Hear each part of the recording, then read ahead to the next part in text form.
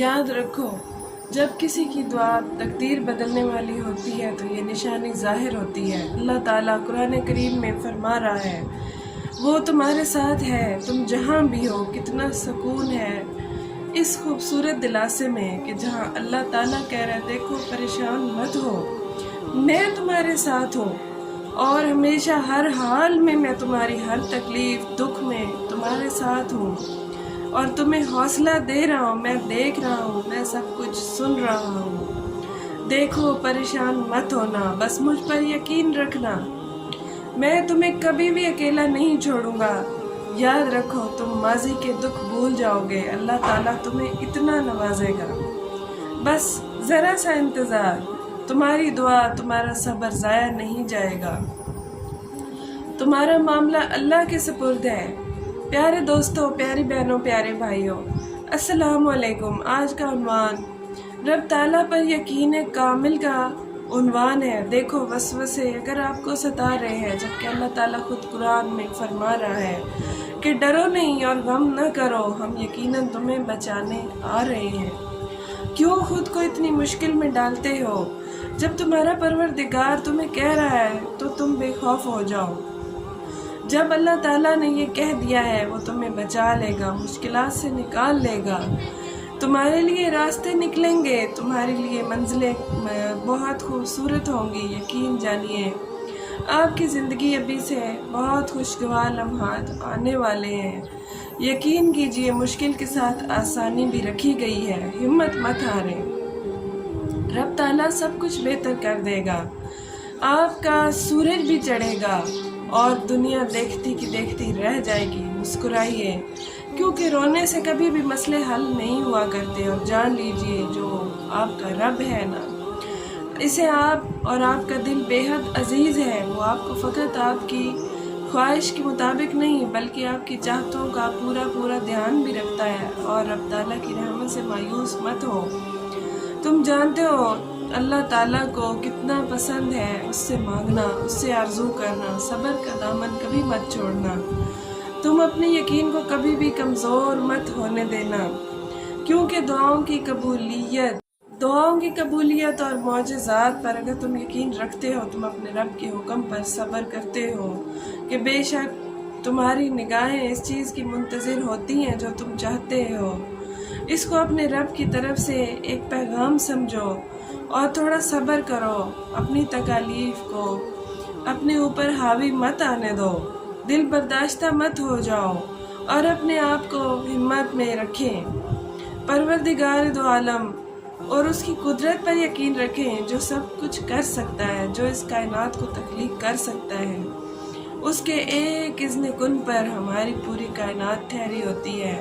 और इंसान बेशक बहुत ही जल्दबाज साबित हुआ है।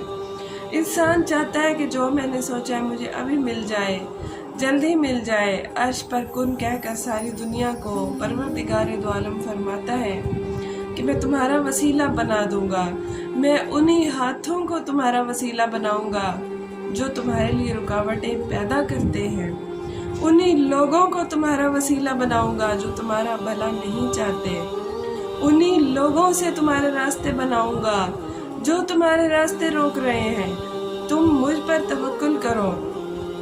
परवरदिगार दो आलम फरमाता है, हस्बुनल्लाह व निअमल वकील।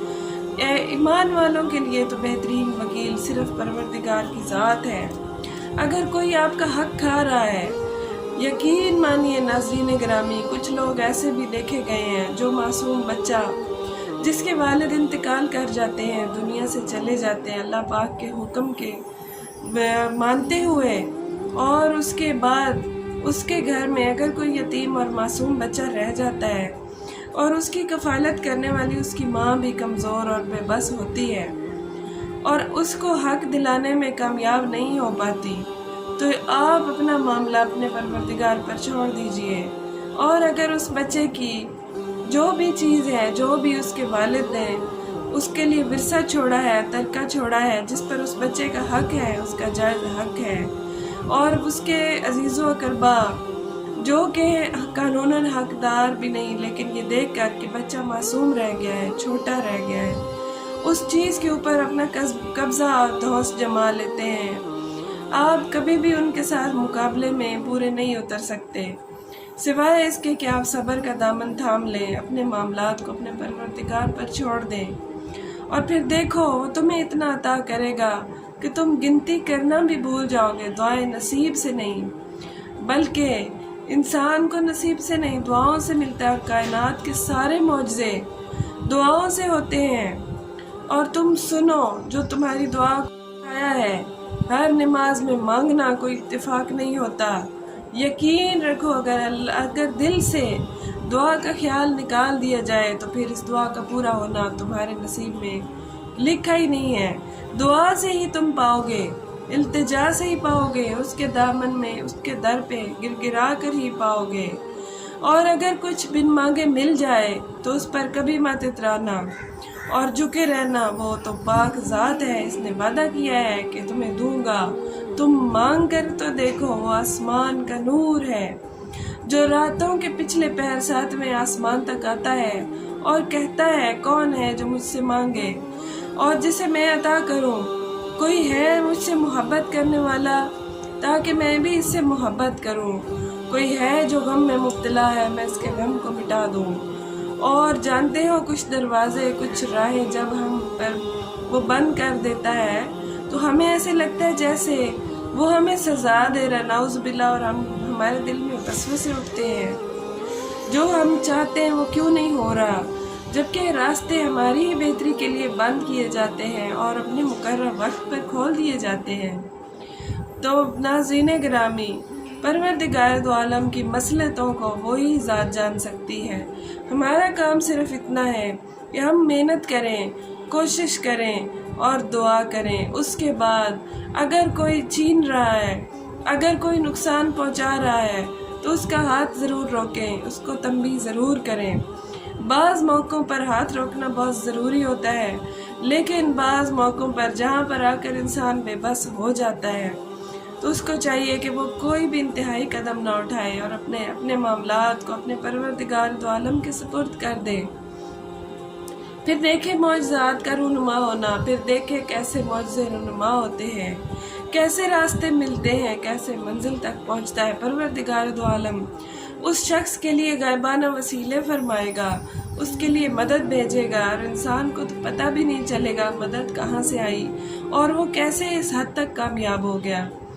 جب ہم اپنے معاملات کا فیصلہ اس پر چھوڑ دیں گے تو وہ بہت علیم و خبیر ہے۔ جب اپنی من پسند چیز کی حفاظت اس کے اوپر چھوڑ دیں گے تو وہ الحفیظ ہے۔